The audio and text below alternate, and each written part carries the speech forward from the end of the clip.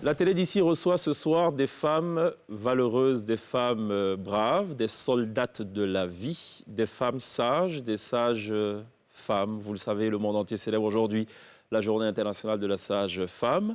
Et pour ce qui est de la Côte d'Ivoire, nous estimons, en tout cas, au niveau de la télé d'ici, qu'elle mérite amplement qu'on leur consacre cette journée. Quoique leur métier est quelque peu entaché de quelques drames que la Côte d'Ivoire a pu enregistrer, notamment ces dernières années. On va également parler de cela, de parler de leurs difficultés, mais surtout parler de cette vocation qui frise le sacerdoce. Pour le volet artistique sur la scène de la télé d'ici, une fois n'est pas coutume, on va plutôt faire la part belle à un duo musical qui se fait appeler le duo classique, composé de deux jeunes artistes qui ont ça de commun qu'ils donnent dans la musique classique, mais surtout qu'ils partagent un rêve, celui de propulser la Côte d'Ivoire au firmament des grandes nations faiseurs de musique classique. On en parle musicalement évidemment en fin d'émission. La télé d'ici, l'essentiel de ce que vous êtes en droit de savoir ici. Bonsoir, bienvenue.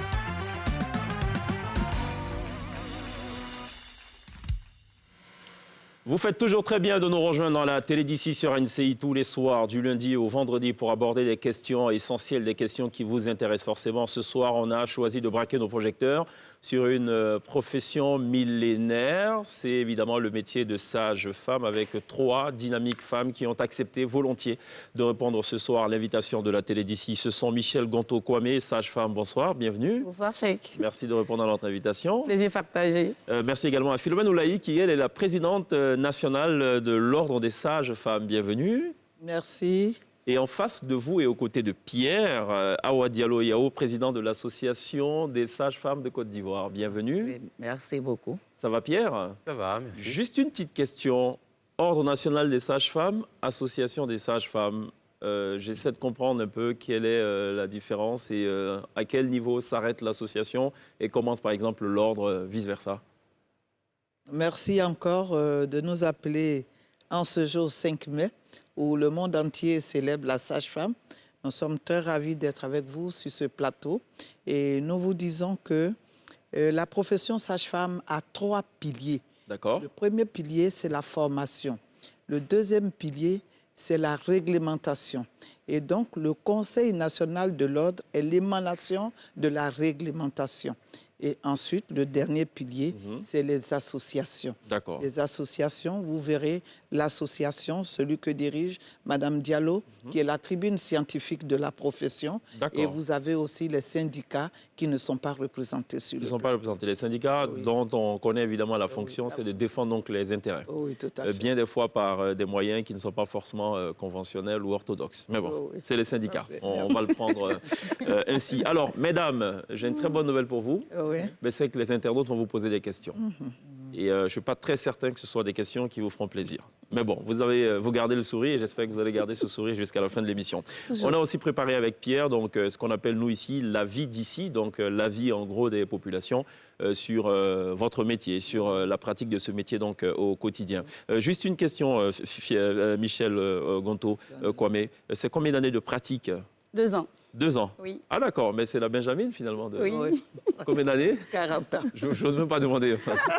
22 ans de service. Waouh! 2 ans, 40 ans, 22 ans. Comment vous les voyez, comme des extraterrestres ou... Ben non, comme des aînés, comme vraiment des motivatrices, comme Madame Oulaï. Elle, j'ai écouté une fois son exhortation, c'était à la journée des sages-femmes à Bassam. Et après, j'étais encore en formation. D'accord. Et quand j'ai fini de l'écouter, j'ai dit, waouh! Ah non, mais ce n'est pas un métier, c'est un sacerdoce. C'est vrai. Et j'ai gardé cette phrase en moi et j'ai fait ma formation à moi en me disant, il faut que quand je sorte, je sois compétente, il faut que je sois la meilleure, il faut que je sois celle qui révolutionne les choses. C'était comme ça dans ma tête. Voilà. Qu'est-ce qui vous amène justement à ce métier de sage-femme? Il y a tellement de métiers sur cette terre. D'accord.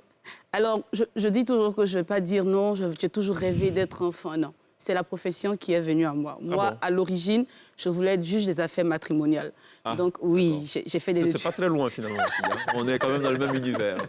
Donc, après la maîtrise en droit, j'étais en quête d'emploi, je suis tombée enceinte. C'était vraiment une grossesse super difficile. D'accord. J'avais des myomes dans l'utérus et donc des douleurs, ça n'en finissait pas. Je fais des menaces d'accouchement prématuré.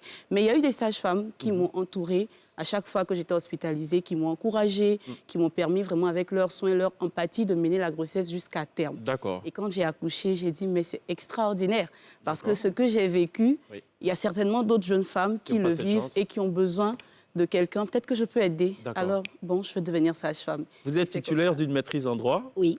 Que vous abandonnez en griffe? C'est le métier de sage-femme. Oui, j'aime bien votre phrase parce que quand j'ai commencé à l'Institut national de formation des agents de santé, à l'INFS, à l'INFAS, oui, il y a eu beaucoup de personnes qui, entre griffes, riaient de moi. J'ai des amis qui me disaient « Ah, mais tiens, toi, donc tout ce que tu as fait, tu étais premier en classe, c'était pour devenir sage-femme. » Ça se moquait, mais au fond de moi, j'étais convaincue que ça me servirait. Et je crois qu'aujourd'hui, vraiment, ça me sert. D'accord. Quelle satisfaction vous en tirez, justement? Aujourd'hui, je me sens utile à ma communauté. Ah oui. Aujourd'hui, quand dans mon village, à 12 km du Libéria, là-bas, on peut m'appeler pour me dire « Allô, Mekapeu, voilà tel problème que j'ai. Je t'ai vu à la télé, mais je t'ai vu en train de donner tel conseil et j'ai aimé. Est-ce que tu peux me dire ce que je peux faire pour ma femme ou pour mon enfant ?» D'accord. Je suis satisfaite. Je dis « Mais je suis utile à ma communauté et c'est que du bonheur. » C'est génial, ça. En tout cas, félicitations. On vous y encourage fortement. Philomène Oulahi, 40 années de pratique. Vous en avez vu des vertes et des pas mûres, j'en suis sûr. Oui. Qu'est-ce qui vous a amené à ce métier? À ce métier, c'est une passion, c'est toute une vie. Et je le dis, je le répète, mon père à moi était infirmier. Et mon homonyme dont je porte le nom était matrone à l'hôpital de Mans. Et donc nous vivons pratiquement à l'hôpital. Et parmi les enfants, j'ai été la seule qui a été choisie par mon père pour lui faire des injections à la maison. Ah bon? Et donc déjà, sans formation préalable? Oui, sans formation préalable, il m'a appris à lui faire des injections. Et même déjà, avant d'aller à l'école des infirmiers, je savais déjà faire les injections. D'accord. Et donc, c'est ma vie. Et depuis l'âge de 19 ans, je suis sage-femme. J'ai vu tous les aspects de la pratique. On imagine bien. D'abord, sage-femme dans les centres de santé. Ensuite, sage-femme formatrice. Ensuite, présidente de l'association. Ensuite, la présidente de l'ordre. Ensuite, au niveau international. Vraiment, j'ai été comblée par le métier de sage-femme. Ça se voit. Oui, vous en parlez avec beaucoup de passion et ça nous donne du coup envie d'être sage-femme. Comment ça se dit pour les hommes? Comment ça se dit pour les hommes? Maïeuticien. Très bien. On m'a dit maïeuticien avant l'émission, j'ai pensé à Socrate, la maïeutique de Socrate et tout. On va peut-être en parler tout à l'heure avec Pierre, vous allez comprendre pourquoi je le dis. Awa Diallo, alors qu'est-ce qui vous amène à ce métier, vous? Il faut dire que déjà au CM2, par mon écriture, on dit mais soit tu seras médecin ou tu seras sage-femme. Pourquoi? Parce que vous écrivez mal? Oui, puisqu'avec l'écriture des médecins, on n'arrivait pas à lire ça. Donc c'est ce qu'on me souhaitait. Après le bac, j'aimais vraiment les mathématiques. Mais à un moment donné, j'ai regardé le métier. Il y a la femme de mon grand-père qui m'a dit mais tu es bien pour être sage-femme et autres. Et je me suis lancée. Et aujourd'hui, je pense que je suis fière d'être sage-femme. D'accord. Après avoir fait le village, après avoir fait les CHU, 20 ans, c'est beaucoup. Alors, on peut pas enfin, moi, je ne peux pas m'empêcher de vous poser cette question. En 22 ans, vous avez fait mettre au monde combien d'enfants? On n'a pas de... Nous avons fait peut-être plus de 200, 300, parce qu'il faut dire que j'ai fait déjà le village, où j'étais seule, où j'ai fait des accouchements. Je suis revenue au CHU de Trècheville, où j'étais en pédiatrie avec les bébés, au niveau, pour prendre soin des nouveau-nés. Après, je suis allée dans le domaine de la planification familiale. Et aujourd'hui, j'ai fait une spécialité en santé publique.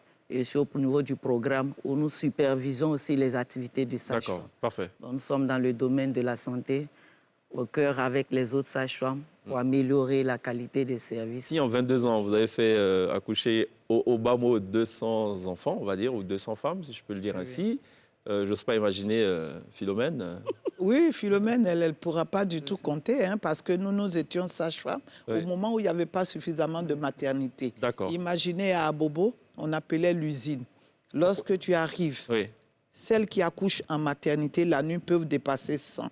Celles qui viennent, qui ont accouché à la maison avec les bébés dans les cuvettes, peuvent aussi valoir 100. Et donc, si je fais 200 par nuit, c'est qu'aujourd'hui, je dois être pratiquement à 20 000, 30 000, 50 000 bébés.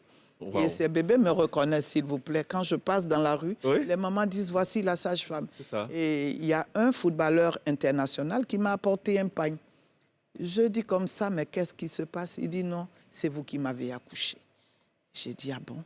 Et donc... Vous n'avez pas pleuré, non? Oui.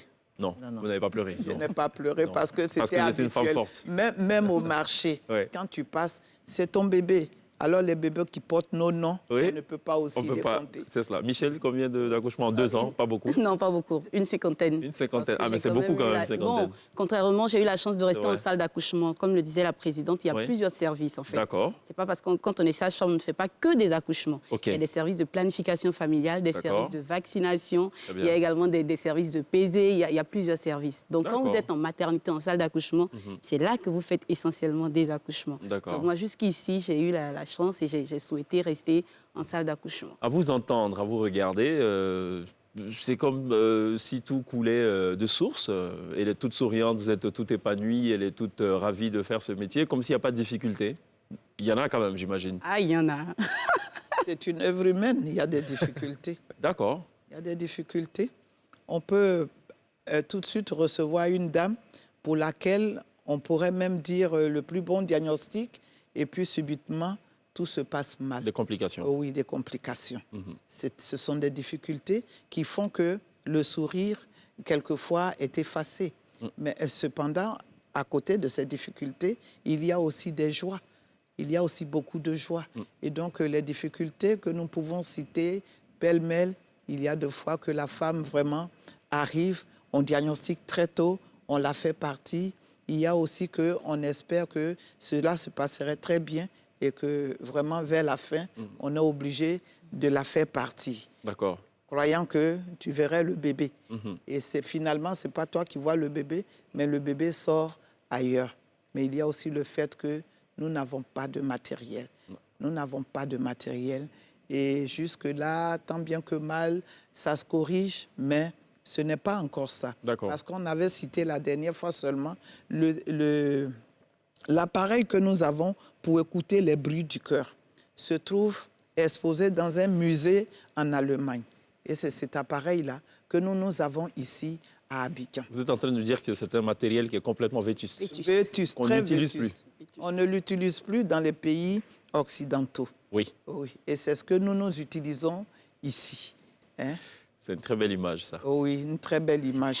Quelquefois, vous avez des lits qui datent de 1960, des lits très rouillés, qui ne répondent plus aux normes. Ouais. Oui, parce qu'un lit d'accouchement, une table d'accouchement doit comporter 3 parties, la tête, le tronc et les pieds. Mais vous allez voir que ce sont des tables d'examen que nous avons.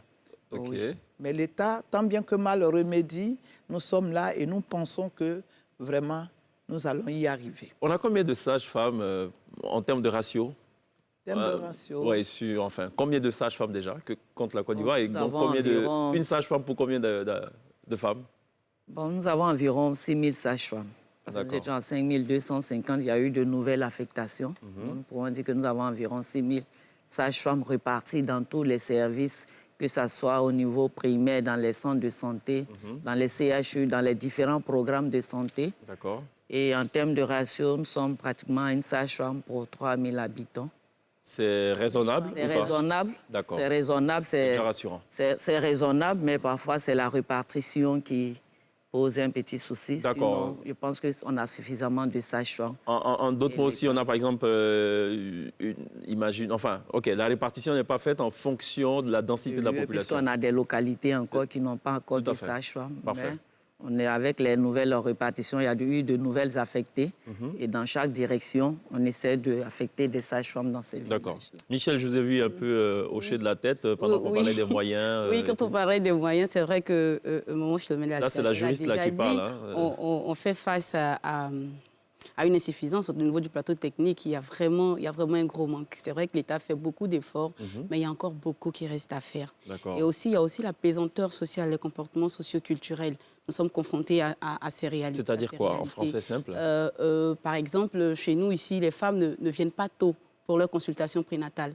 Dans la tête des femmes, il faut attendre 3 mois avant de venir, comme on le dit en griffe, prendre le carnet. Alors qu'il est important de venir dès qu'on se rend compte qu'il y a un retard de règles, puisqu'il y a un ensemble d'examens qu'on appelle le bilan prénatal qui doivent être faits suffisamment tôt, dont l'objectif est de pouvoir prévoir, diagnostiquer d'éventuelles difficultés, d'éventuels problèmes dans le développement de la grossesse. En matière de planification familiale également, il y a cette pensée des femmes en général qui disent non, que la planification cause des problèmes de stérilité, ça cause des problèmes, des difficultés après. Donc, on fait face vraiment à cette difficulté, à cette façon de penser. Il y a beaucoup de préjugés, beaucoup d'idées fausses que les femmes nourrissent qui sont peut-être venues de nos sociétés ou bien de nos traditions. Et vraiment, dans les villages les plus reculés où mes collègues travaillent, elles font vraiment face à ces comportements. Et c'est très, très, très difficile. C'est bien que vous en parliez, Michel, justement, en parlant d'idées reçues et tout. Et Pierre, justement, a tenté d'en savoir un peu plus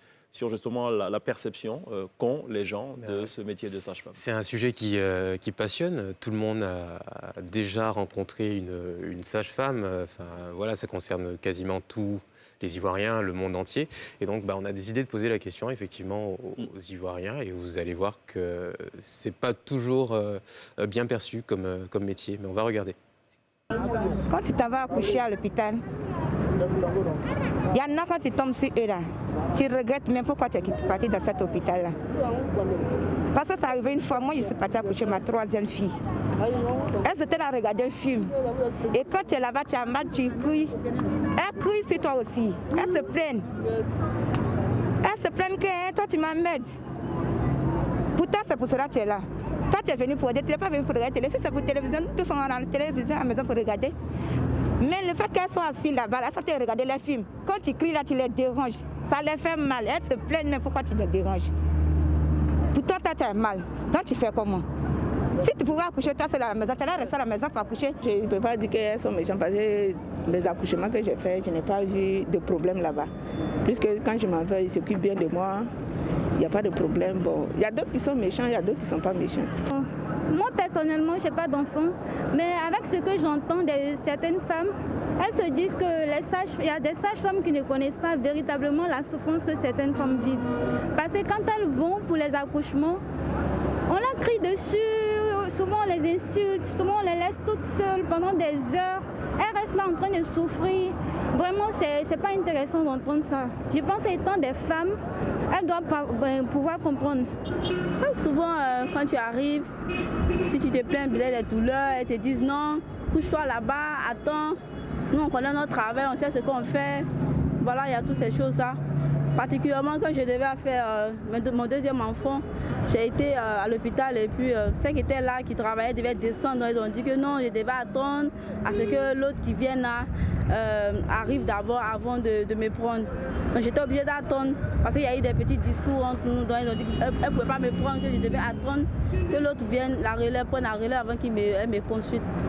Ce que moi je préconise, d'abord c'est de faire comprendre à ces femmes-là que c'est pas facile, on sait que leur travail n'est pas facile, mais qu'elles comprennent aussi leurs sœurs qui viennent enfanter. Elles sont femmes, elles passent quand même dans la même situation. Donc, au départ, c'est de les comprendre et puis d'être aimable, d'être accueillante. C'est pas facile, c'est de comprendre parce qu'elles reçoivent déjà tout. Moi, je ne sais pas quelle formation je vais leur donner. Je pense que dans la formation, elles reçoivent déjà tout. Si tu as accepté, pour moi, tu as accepté d'être sage-femme, tu dois tout assumer. Même si tu es fatigué ou pas, en tout cas, tu as le droit de bien recevoir les femmes qui vont accoucher. Si tu as accepté d'être sage-femme. Moi, comme ça, quand je rentre à l'hôpital, j'ai la nausée. Donc, je peux jamais. J'ai dit, moi, dans ma vie, je ne peux même pas travailler à l'hôpital. Donc, si tu as accepté de travailler à l'hôpital, même si elles arrivent, elles vont crier, faire n'importe quoi, tu es obligé de les accepter. Moi, c'est ce que je vois. Elles n'ont qu'à changer les manières envers ceux qui s'en vont accoucher là. Elles n'ont qu'à changer. Pour être sage-femme, parce que c'est une question de vocation. Parce que moi, j'ai ma soeur qui me disait qu'elle allait passer le concours de sage-femme. Je lui ai dit, est-ce que tu aimes vraiment le métier? Parce que c'est la vie qu'on va là-bas pour sauver. Si tu n'aimes pas, ce n'est pas la peine de passer le concours. La majorité des femmes sages-femmes maintenant, elles n'aiment pas le métier. Elles sont juste là-bas pour de l'argent, je pense. Parce que quand tu vois certaines réactions, je pense que c'est à cause de ça, voilà. Alors, des avis partagés, comme vous avez pu voir. Et ce qui revient, c'est la question de la vocation. La vocation qui permet donc d'aller au bout de ce métier et d'apporter le support qu'on attend à ce moment-là de donner la naissance. Est-ce que vous partagez cet avis-là qu'une des intervenantes a, que beaucoup choisissent aujourd'hui ce métier pour faire partie de la fonction publique, toucher un salaire en permanence et puis au final, on n'aime pas ce qu'on fait et puis ça se traduit dans les attitudes au moment de recevoir des patientes. On peut réagir? Bien sûr. Oui, OK. c'est pour vous la question. Oui. Moi-même, j'allais dire, plus qu'une vocation, c'est un sacerdoce. Il n'y a pas de sage-femme qui n'ait pas été appelée par Dieu. Celles qui n'ont pas été appelées jusque-là sont en train de passer le concours et elles n'ont pas réussi. Mais si vous voyez quelqu'un qui est sage-femme, c'est que cette personne-là fait partie du plan de Dieu pour délivrer les femmes. Je vous disais tout à l'heure que moi, c'était une prédestination. Et des gens prédestinés comme moi, c'est tout l'amphi. C'est tout l'amphi. Parce que si vous n'êtes pas prédestiné, vous ne venez pas. Vous avez le cas de Michel qui a une maîtrise en droit. Il y en a qui ont des maîtrises en physique et qui sont sages-femmes parce qu'elles ont été appelées. Et donc, nous avons toute la vocation. Tout à l'heure, j'ai écouté le micro-trottoir, mais elles se sont beaucoup plus focalisées sur le fait qu'on leur dit accoucher ou bien qu'on crie. Mais on vous a dit que les femmes, les hommes qui sont sages-femmes s'appellent maïeuticiens. Et la maïeutique de Socrate, c'est un procédé pédagogique pour faire accoucher l'esprit. Et donc, on a calqué ce procédé à la pratique sage-femme. Une femme qui vient et qui a peur et qui étouffe son bébé, pendant que nous voyons que ce bébé est en danger, on doit utiliser un procédé pour la faire accoucher. Madame, il faut accoucher. Accouche, pousse, ce n'est pas méchant. On ne peut pas abandonner nos domiciles pour venir faire du tort aux femmes, pour lesquelles, quelquefois, nous ne dormons pas. Prenez cette période de pandémie, de risque sanitaire accru. La sage-femme ne peut pas observer un maître. Elle a la tête sur le ventre de la femme, sachant qu'elle peut être infectée. Il y en a qui en prennent par jour 12 véhicules de leur domicile pour aller à leur lieu de travail pendant qu'on parle de confinement. Mais en fait, si tu n'as pas la vocation, tu ne peux pas le faire. Tu ne peux pas le faire. Moi, depuis 19 ans, j'exerce en tant que sage-femme et j'aurai 60 ans bientôt. Et je suis encore sur les plateaux en train de défendre la mère et l'enfant. Oui, ça c'est votre cas. Vous avez été appelé par Dieu, comme vous le dites et tout. J'ai même envie de dire, c'est le destin et tout. Oui. Vous êtes peut-être un cas isolé. L'actualité récente nous prouve que des sages-femmes n'ont pas effectué leur travail comme ça devrait se faire. Je prends le cas notamment de la dame Noum Yawa Nadège, par exemple, qui en ce moment a été écrouée donc à la maison d'arrêt et de correction d'Abidjan pour défaillance, justement, dans l'exécution ou l'exercice de sa fonction. Dans la compétence ou bien dans le désir de délivrer le soin? Dans les deux. Enfin, compétence, oui, elle peut être compétente, mais après, il faut aussi y mettre de la manière et tout. Et c'est ce qui est notamment reproché dans la vie d'ici qu'on a regardé tout à l'heure. Comme on vous l'a dit, c'est un métier difficile, compliqué. Il y a beaucoup de contours. La sage-femme peut être incompétente par manque de matériel, par manque de connaissances. Il y a tout ça. Par manque de vocation, il y a tout ça. Mais nous jugeons, nous avons des obligations de service. La mort est humaine. Et nous voulons faire en sorte que nos mères, nos mamans qui viennent vers nous, aient la vie sauve, elles et leurs enfants.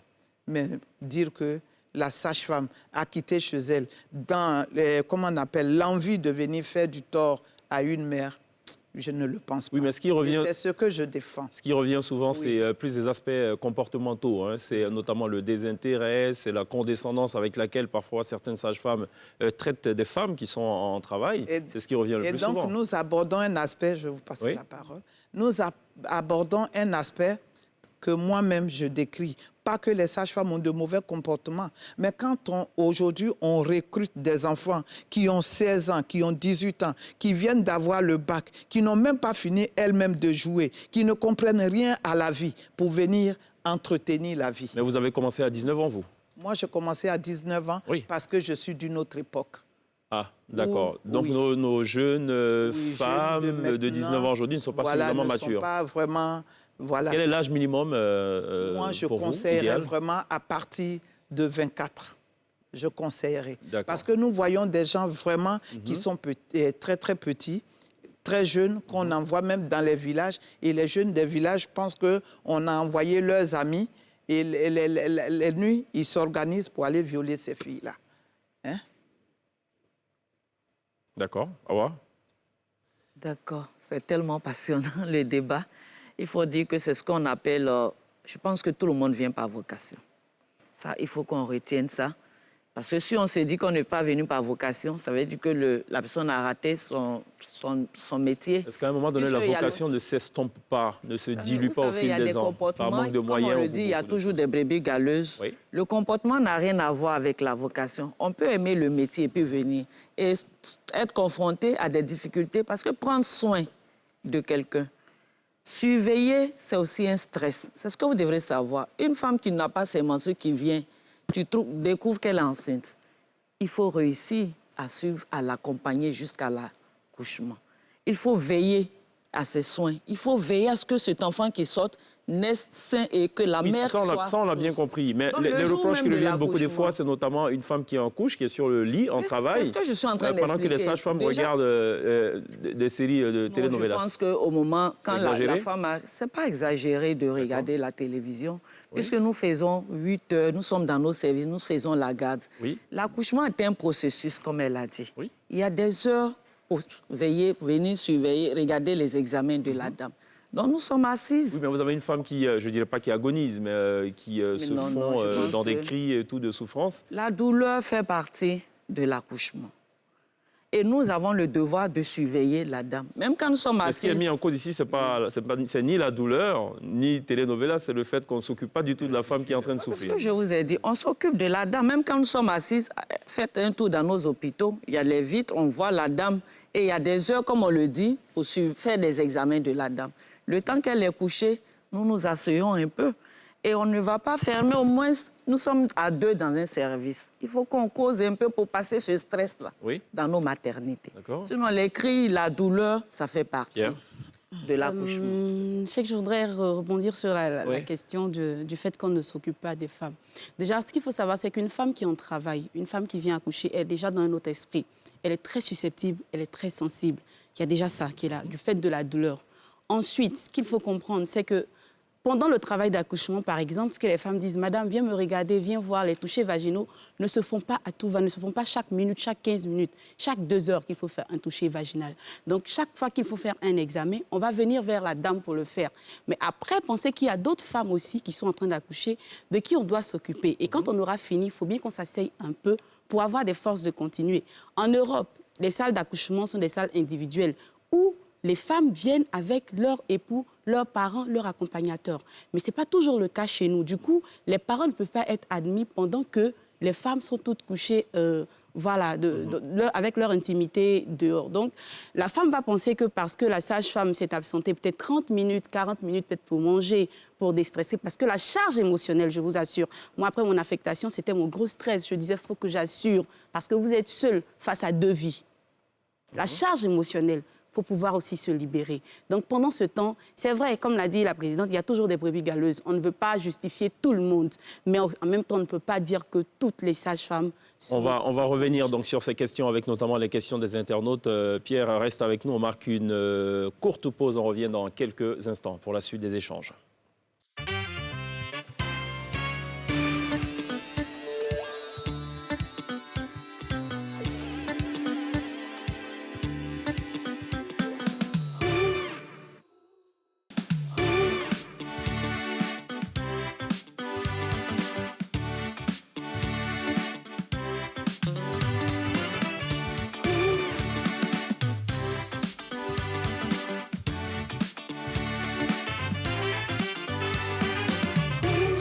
Télévivé ce soir dans la télé d'ici, le métier de sage-femme. Nous sommes toujours en compagnie de Michel Gonto Kwame, de Philomène Oulaye et de Awa Diallo Yao, toutes 3 sages-femmes qui nous parlent évidemment donc de leur vocation, de leur passion pour ce métier. Pierre, on en était donc aux commentaires liés donc à la vie d'ici, au micro-trottoir réalisé. C'est ça. Donc, ouais, on a vu le commentaire partagé. Et puis, ça fait du bien d'avoir donc des réponses de sages-femmes pour se rendre compte de ce qui se passe de l'autre côté. Moi, vous m'avez enlevé les mots de la bouche en parlant du manque de matériel, parce que le ministre de la Santé, aujourd'hui, dans sa déclaration aux sages-femmes, a rappelé leur responsabilité et puis la conscience de cet engagement. Et je me demandais si vous étiez dans les bonnes conditions pour travailler dessus. Mais voilà, on a la réponse. Alors, une autre chose qu'on a constatée, c'est qu'on est en 2020 et qu'on n'a pas d'hommes qui exercent ce métier en Côte d'Ivoire et que la première promotion ne va intégrer les rangs qu'en 2022. Donc, on a posé la question aussi aux Ivoiriens de savoir ce qu'ils pensent des hommes dans ce métier. Et on va regarder ça en quelques secondes. Il y a des hommes gynécologues et des femmes gynécologues. Donc, s'il y a un homme sage-femme, il n'y a pas de problème. C'est un homme, il veut aider une femme à donner la vie, donc je pense qu'il n'y a pas de problème. Puisqu'il y a déjà des hommes gynécologues, pourquoi pas un homme sage-femme, ça ne pose pas de problème. Non, on dit généralement que c'est les hommes même qui s'en occupent plus bien. Vous partagez cet avis ou pas? C'est mieux de se faire accoucher par un homme plutôt que par une femme? Chacun son avis personnel. En même temps, la patiente a le droit de choisir le prestataire qu'elle veut pour s'occuper d'elle. Donc, si elle se sent mieux avec l'homme, mieux qu'avec la femme, c'est à elle de choisir. Mais sinon, la sage-femme est compétente pour accompagner la femme tout le long de son processus. Voilà. D'accord. Alors, donc, si on n'a pas encore d'Ivoiriens sur le territoire national qui exercent ce métier, donc on appelle maïeuticien, on est partagé homme sage-femme ou maïeuticien. On a Jean-Charles Wogna, qui est diplômé d'état de maïeutique de la faculté de médecine de Montpellier depuis 2014 et qui exerce donc au CHU de Lausanne ce beau métier. Et il nous raconte en quelques minutes comment il le vit.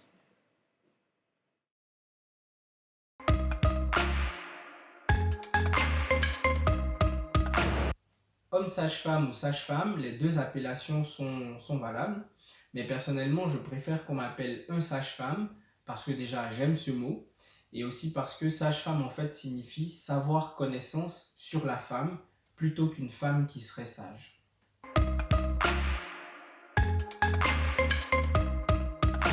Et dès mes premiers stages, en fait, je me suis senti à ma place.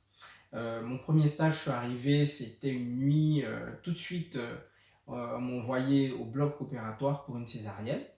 Et j'ai trouvé vraiment fabuleux, en fait, la façon dont c'était fait, tout le monde était à sa place, les gestes étaient coordonnés dans le bloc opératoire, c'était vraiment, j'ai trouvé qu'il y avait une harmonie. Et surtout, quand le bébé est né, quand le chirurgien l'a sorti du ventre de sa mère et qu'il a crié, franchement, je me suis dit, ouais, c'est là où je veux être, quoi. Donc, je dis souvent que c'est pour moi, j'ai transformé l'essai.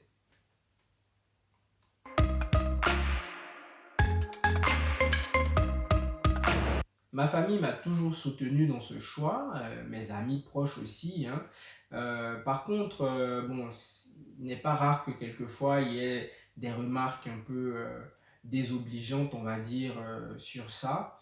Il faut dire que généralement les femmes, elles sont plutôt enchantées de voir un homme sage-femme et elles sont curieuses en fait de savoir comment ça se passe. Et puis les mauvaises remarques, c'est souvent des hommes, ça vient souvent des hommes.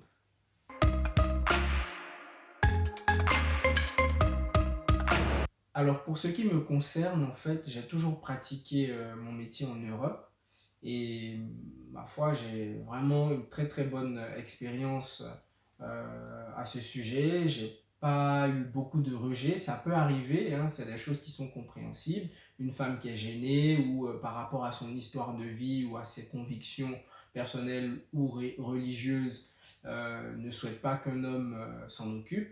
Ça arrive quelquefois, mais franchement, c'est assez rare. Et pour avoir été même en Côte d'Ivoire faire des missions humanitaires, j'ai été aussi bien accepté par les populations. Franchement, j'ai une très bonne expérience en tout cas à ce niveau.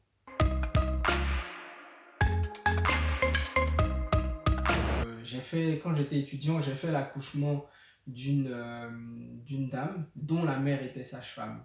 Et pendant que je m'occupais de sa fille, j'ai senti en fait en cette femme la volonté de transmettre quelque chose et qu'elle m'a vraiment pris comme son fils. À l'issue de l'accouchement, elle m'a invité chez elle à la maison et elle m'a offert un monitoring fœtal, donc un appareil qui permet d'écouter les battements du cœur.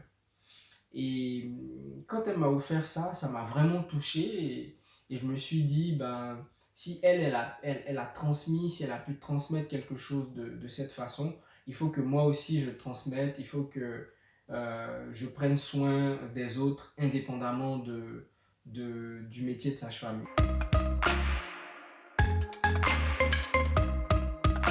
Alors, pour les hommes qui souhaiteraient faire le métier de sage-femme, je souhaiterais déjà les encourager. C'est un métier, c'est un très beau métier. C'est un métier dans lequel on partage des expériences incroyables avec les couples, avec les familles. Il y a beaucoup d'émotions, beaucoup de sensations dans ce métier. Mais à côté de ça, c'est un métier qui est difficile. C'est un métier qui demande beaucoup de concentration, beaucoup de rigueur. C'est un métier qui est parfois ingrat, mais quand on aime la vie, quand on aime l'homme, je peux vous assurer que c'est un métier extraordinaire. Qu'est-ce qu'un homme sage-femme peut faire qu'une femme sage-femme ne peut pas faire? Enfin, je ne sais pas.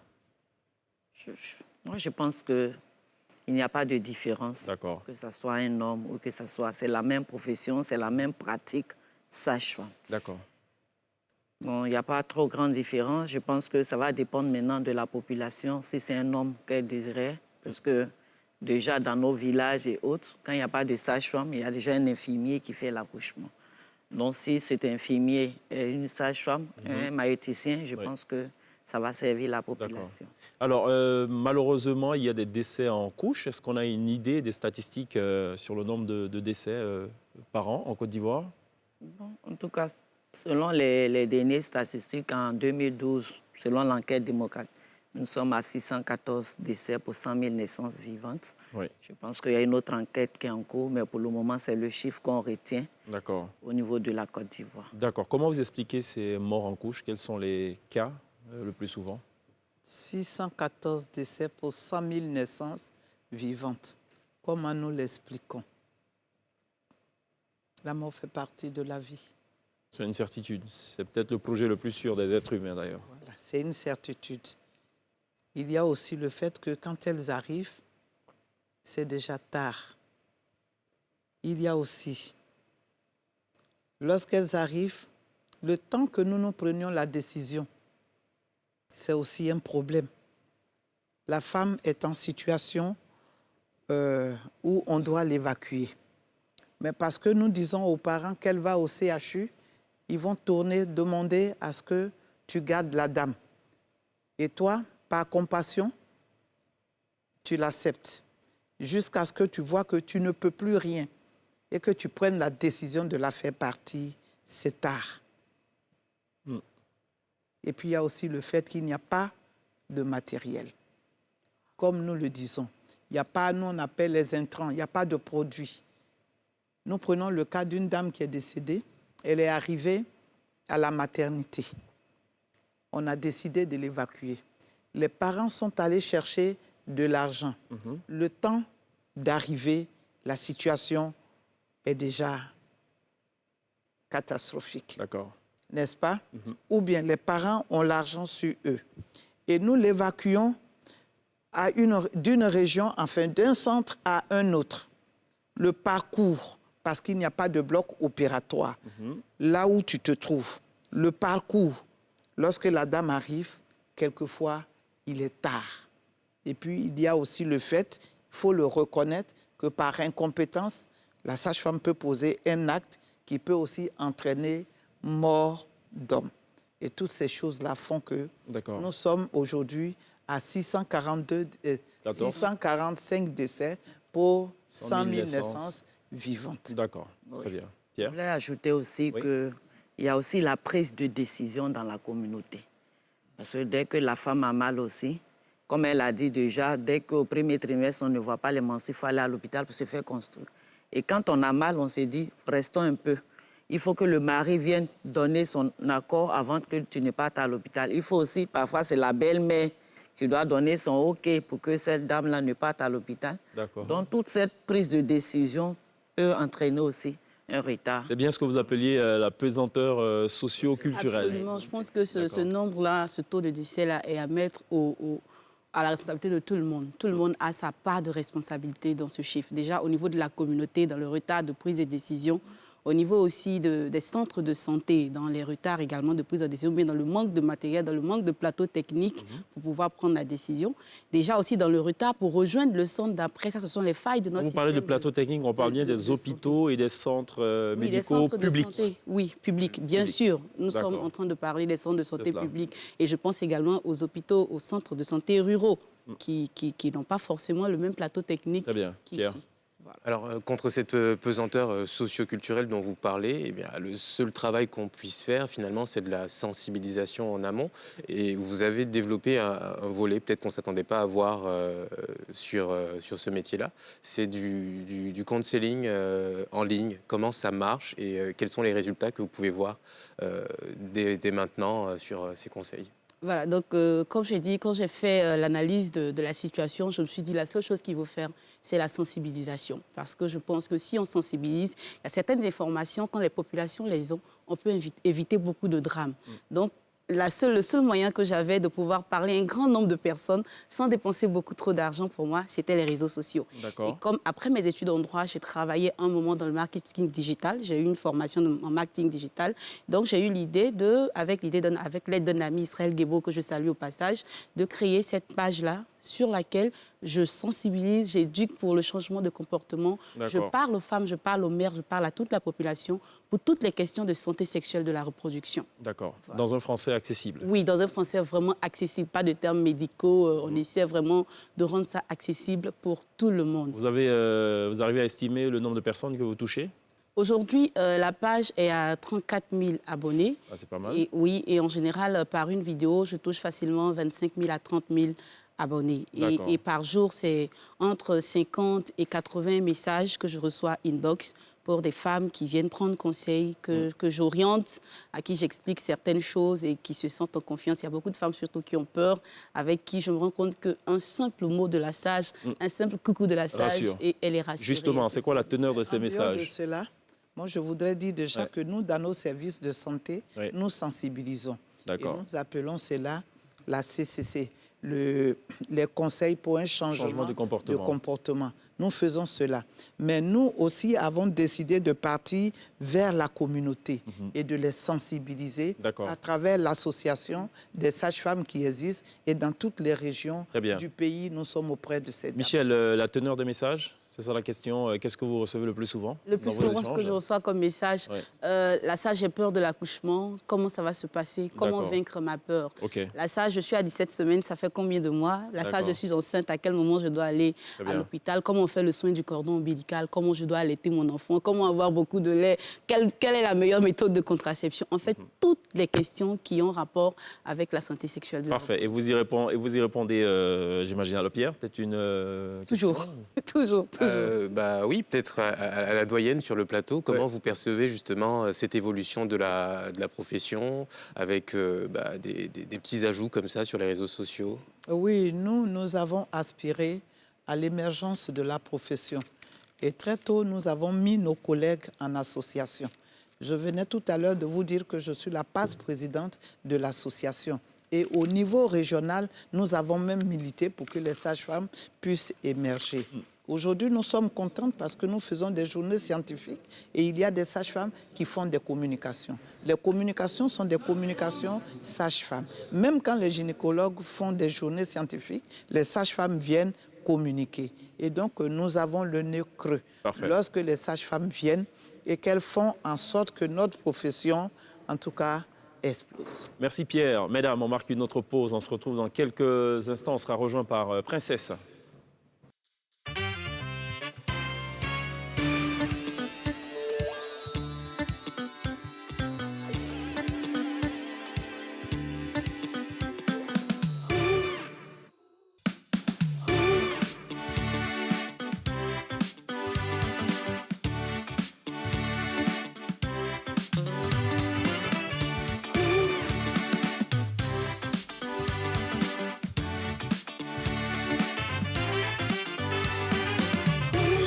faites toujours très bien de nous rejoindre dans la télé d'ici sur NCI, la première chaîne de télévision privée de Côte d'Ivoire. Ce soir, on parle du métier de sage-femme. Mesdames, je propose qu'on marque une pause et qu'on parle de ce qui constitue l'actu d'ici.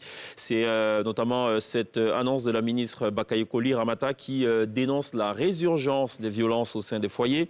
La ministre de la Femme, de la Famille et de l'Enfant a déploré dans une déclaration lundi à Abidjan donc la résurgence des violences au sein des foyers dans la crise sanitaire qui oblige au confinement, vous le savez, donc à domicile.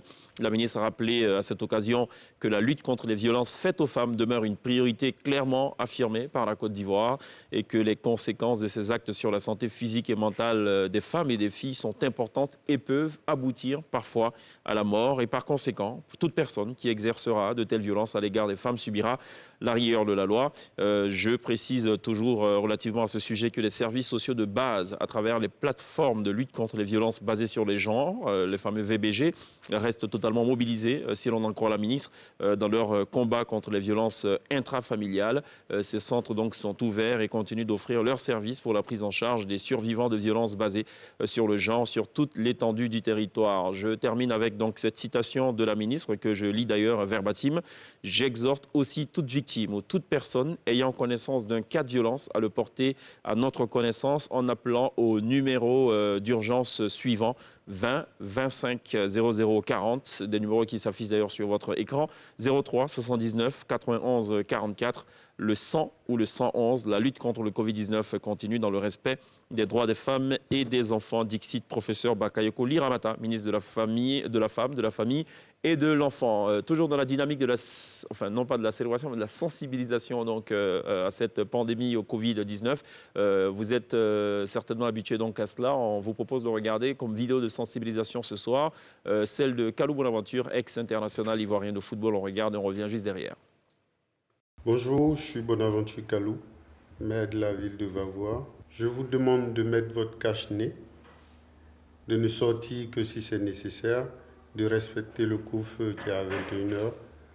Lavez-vous régulièrement les mains, protégez-vous et protégez votre entourage. Merci. Voilà, c'était le message de Kalou Bonaventure. Mesdames, vous connaissez un certain Didier Raoult, le médecin qui est basé dans le sud de la France et tout, et qui, voilà, qui a dit que la solution au Covid, c'est notamment voilà, un protocole basé notamment sur la chloroquine. Alors, il s'est retrouvé il y a quelques jours de cela dans les rues de Marseille, à bord de son véhicule, et un automobiliste l'a repéré. Ben, voici ce qui s'est passé par la suite.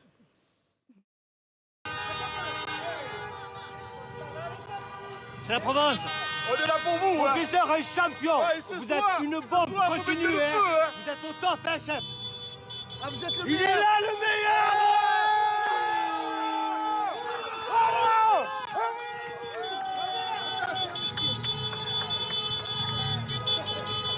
Ah, il roule un Tesla. Ah, il roule pas un Mercedes, lui. Hein. Ça, c'est vrai. Hein. Merci pour tout. Hein. Merci pour tout. Merci, respect. Merci mille fois. Il est là.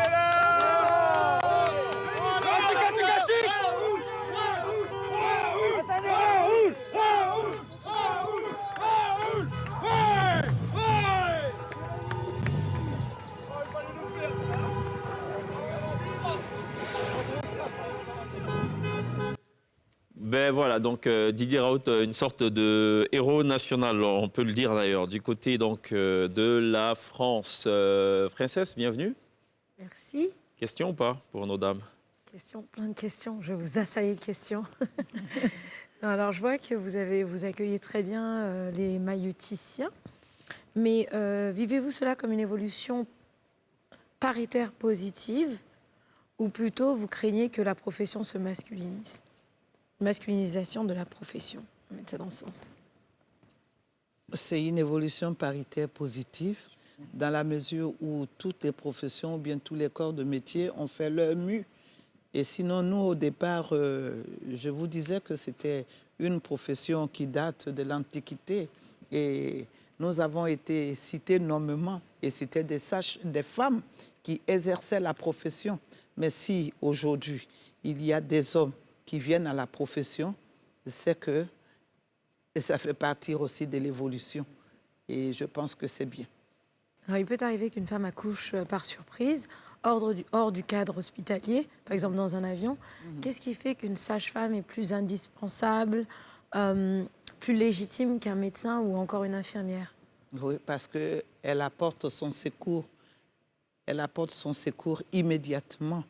Et je pense que ce qu'elle fait est beaucoup plus pour un plus grand nombre, alors que le médecin, lui, il est encore à un autre niveau de la pyramide, alors que dans les régions, les endroits les plus reculés, c'est la sage-femme qui est. Et je pense que c'est un peu cela. Je voulais ajouter aussi que la sage-femme, pendant toute sa formation, elle ne fait que aider la mère à faire sortir son bébé. Donc je pense qu'elle apporte plus à l'accompagnement de la mère et voir son bébé sortir. Donc c'est ce plus-là que la sage-femme a par rapport aux autres. Mais tout le monde fait l'accouchement. Alors, je vais ajouter que la sage-femme est ce professionnel de la santé là, qui est exclusivement dédié à la protection de la santé maternelle et infantile.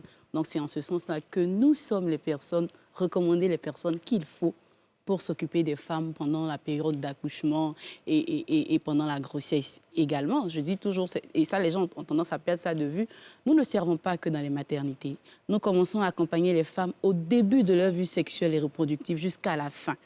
Donc, nous ne servons pas seulement que les femmes enceintes et les bébés, mais également les jeunes filles, toute femme qui a une vie sexuelle et reproductive, alors mais la sage-femme est là. C'est même dit et bien documenté que les soins sage-femme couvrent 87% des soins délivrés à la mère et à l'enfant. Très bien. Michel, rassurez-moi, quand vous faites accoucher les femmes, vous gardez le même sourire ou pas? Toujours. Ah, ça... Elle ne fait que rire et sourire depuis le début de l'émission. Toujours, vraiment, c'est mon truc. Ce qui est rassurant, hein, ce qui est très rassurant. Et c'est mon arme en général. D'accord. Je réussis toujours à les rassurer avec. D'accord, très bien. Comment vous expliquez, il y a des femmes qui arrivent à accoucher seules?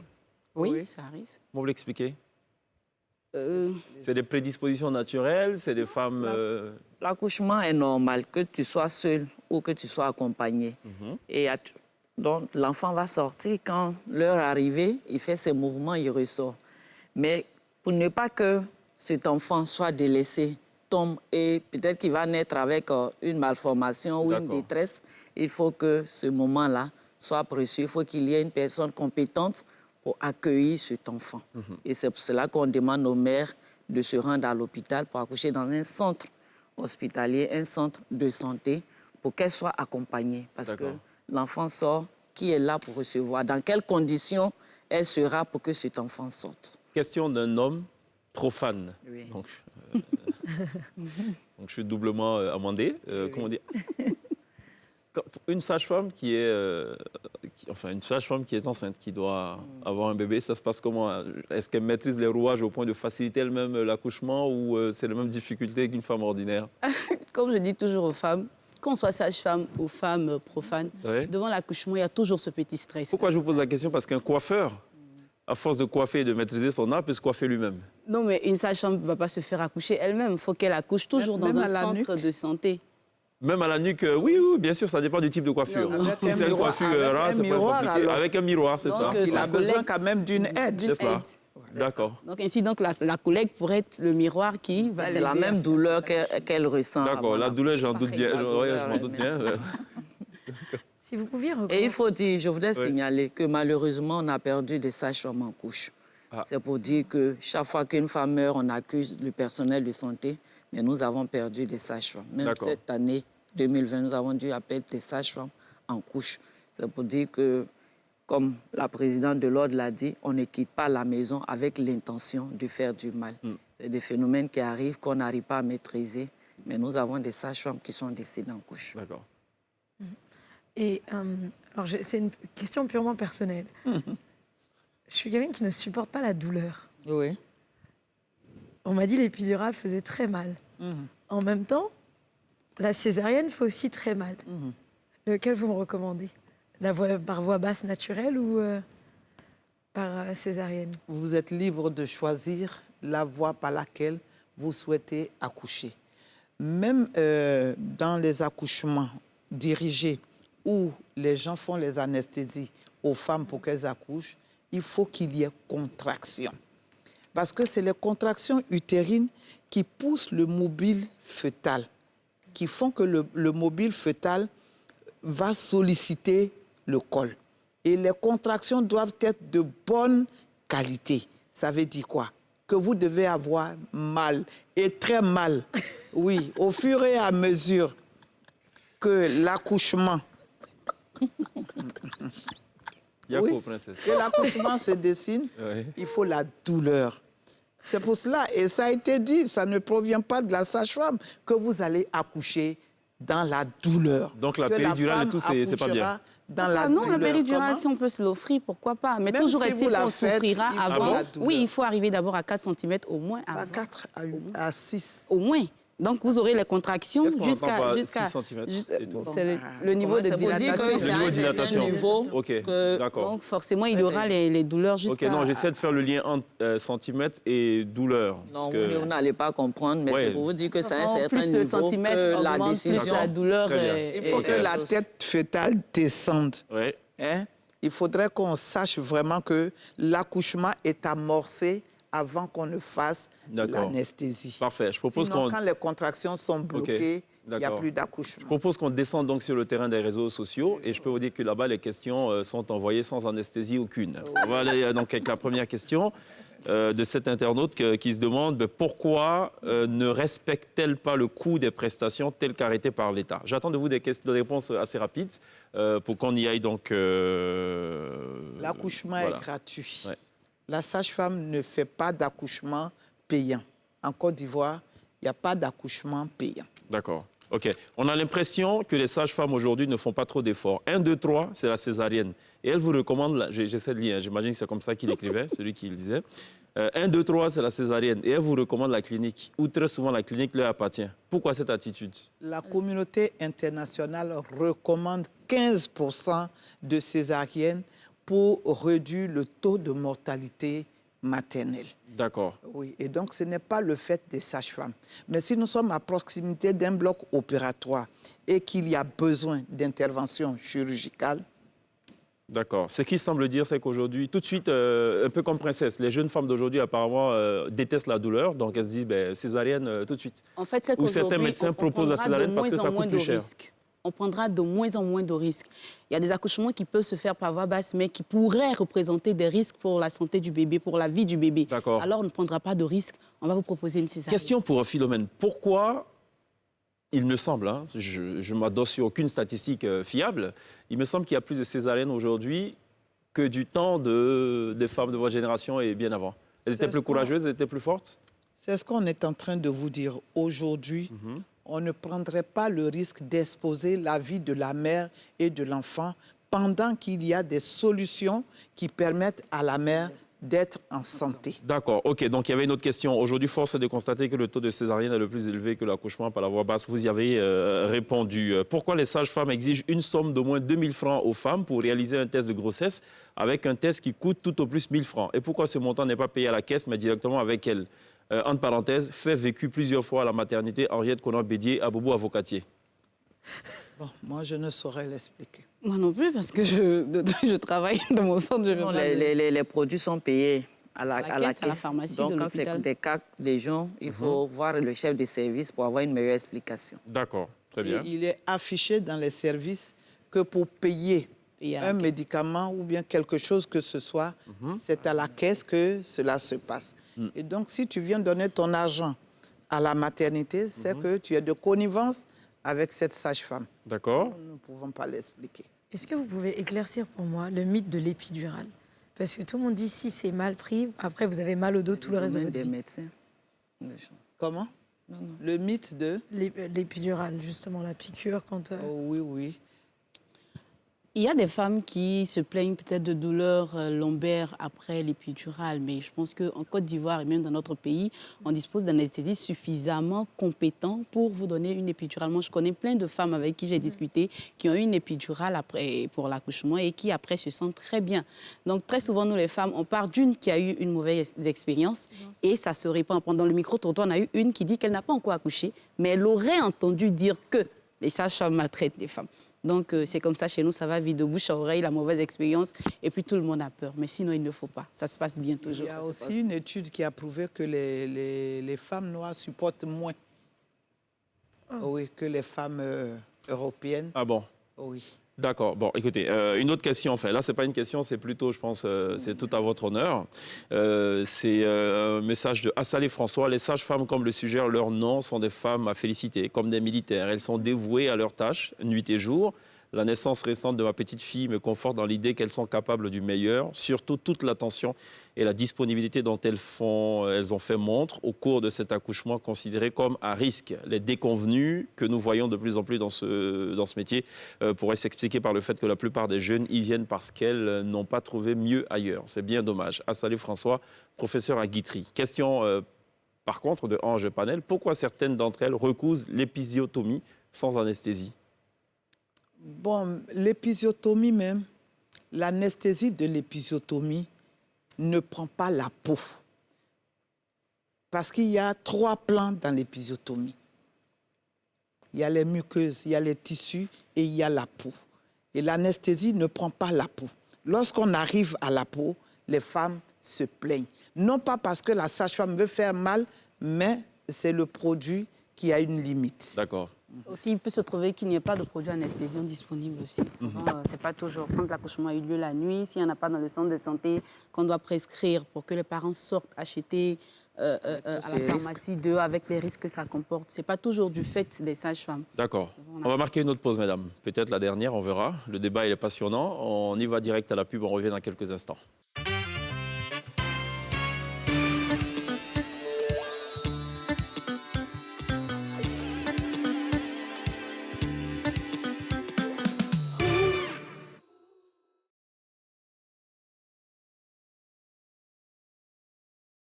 Retour sur le plateau de la télé d'ici pour évoquer donc la question des sages-femmes. C'est le dernier virage de cette émission donc consacrée à ce métier noble qui mérite absolument qu'on projette donc nos projecteurs, pour ainsi dire, sur ces braves dames. Alors, c'est quoi le plus difficile dans ce métier? Alors, le plus difficile pour moi, c'est surtout pouvoir allier la vie de famille et puis la vie professionnelle. C'est pas toujours facile. Par moments, je sens que je délaisse un peu la vie de famille, mais sinon, tout le reste, ça va. Je m'y plais, c'est que du bonheur. D'accord, très bien. Alors, la question du statut de la sage-femme, on peut en parler, Philomène? Oui, on peut en parler. Êtes-vous bien payé? Est-ce que vous avez les moyens? Est-ce que vous êtes satisfaite à ce niveau? Ok, nous ne sommes pas bien payés.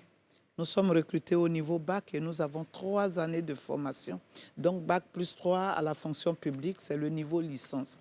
Alors que là, nous nous trouvons au niveau d'une catégorie qui n'est pas notre catégorie. Nous sommes en B3.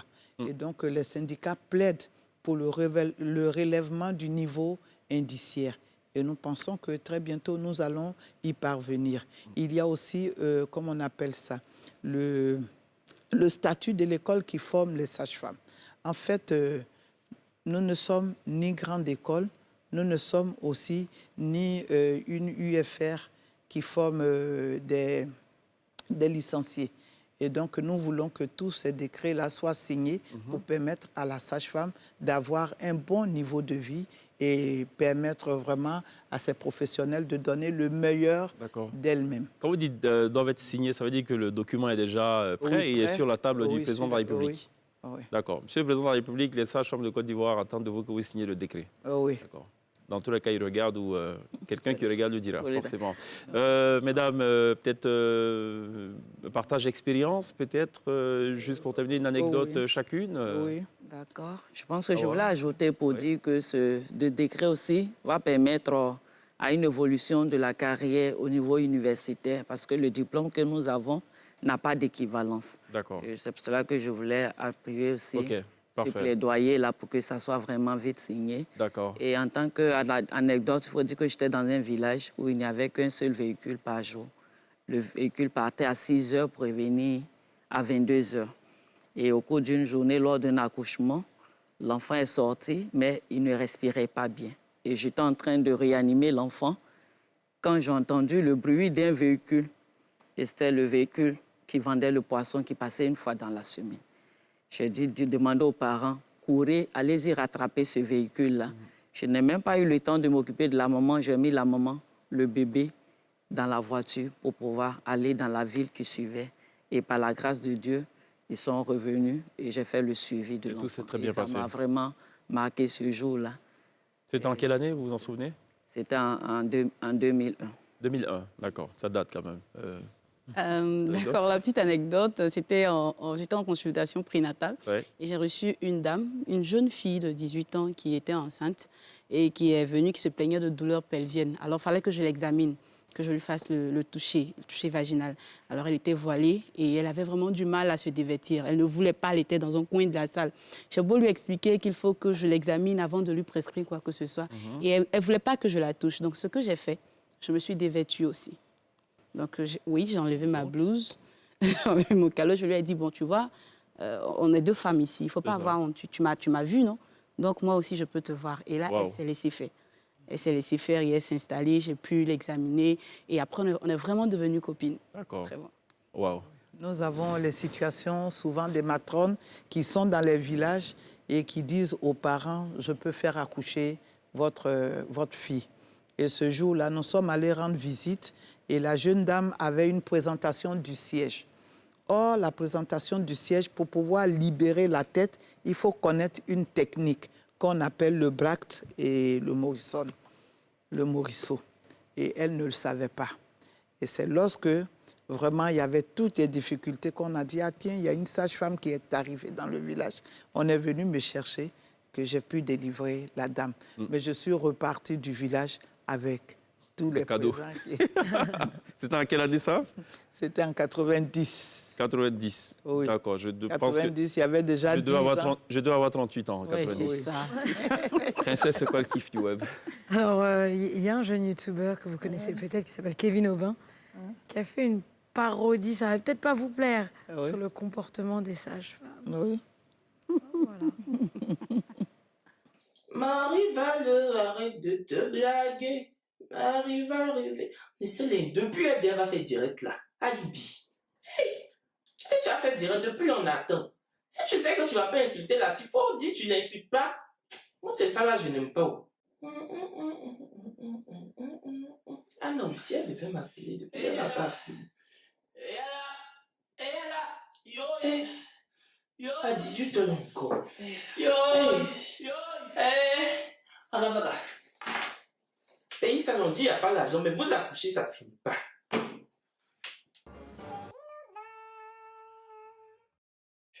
Yo, et là. Denis Segala, oh.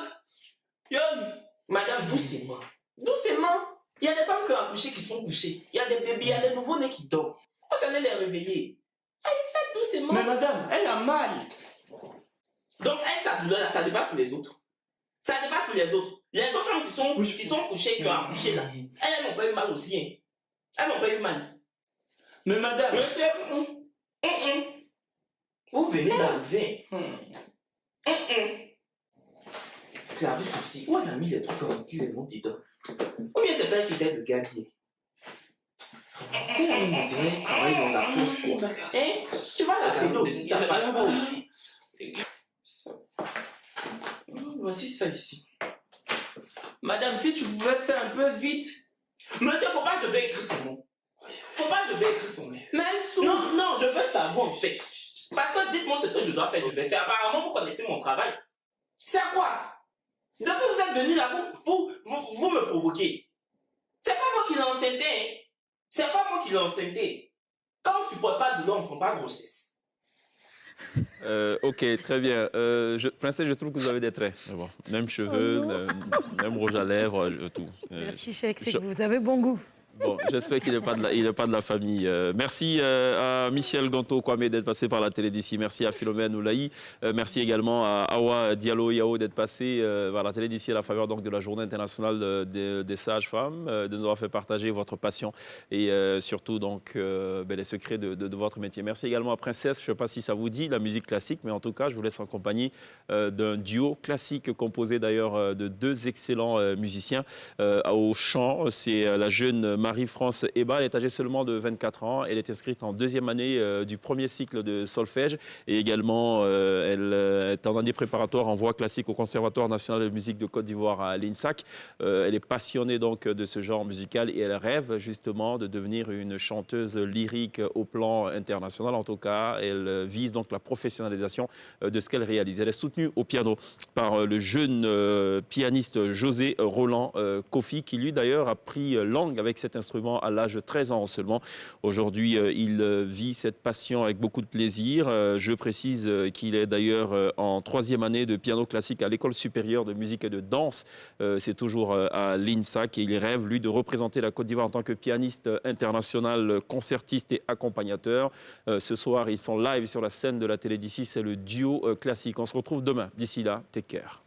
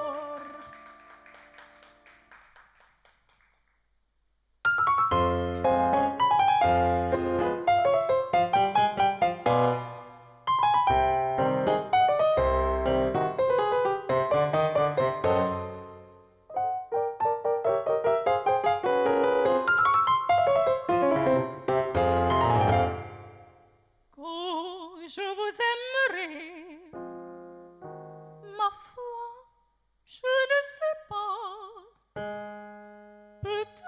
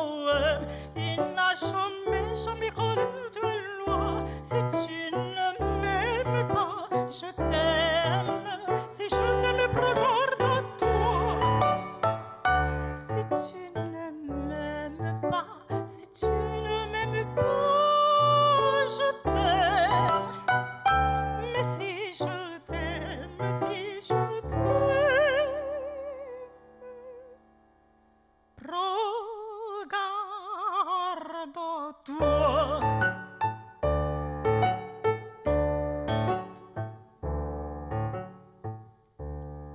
L'oiseau que tu croyais surprendre, parti de l'aile s'envola. L'amour est loin, tu peux l'attendre, tu ne l'attends plus, il est là. Tout de toi vite et vite, tu crois aller vite et il te tient. Tu peux le tenir et te vite, tu crois aller vite et il te tient.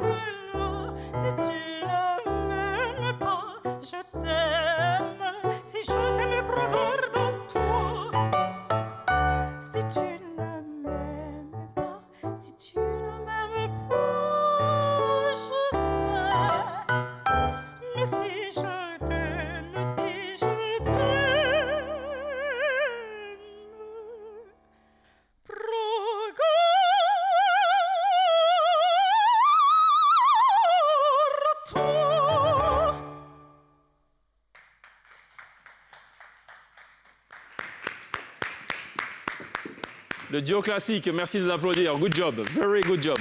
Bravo, génial.